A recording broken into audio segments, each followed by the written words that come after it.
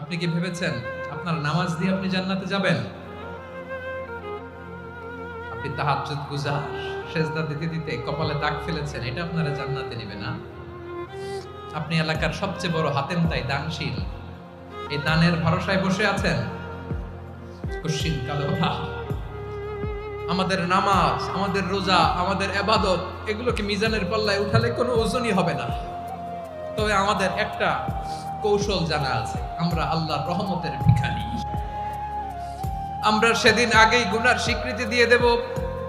আমরা বলবো, আল্লাহ তুমি প্রশ্ন করার আগে তোমার একটা কথা বলি, আমারে কিছু জিজ্ঞেস করো না, আমি সব করেছি।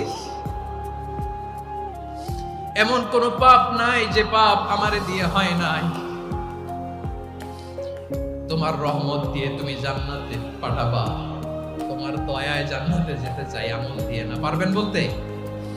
কিয়ামতের দিন আমরা বলবো, আল্লাহ আমার আমল দিয়ে জান্নাত চাই না, আমি তোমার দয়া দিয়ে জান্নাত চাই। তোমার দয়া ছাড়া আমার কোনো উপায় নাই।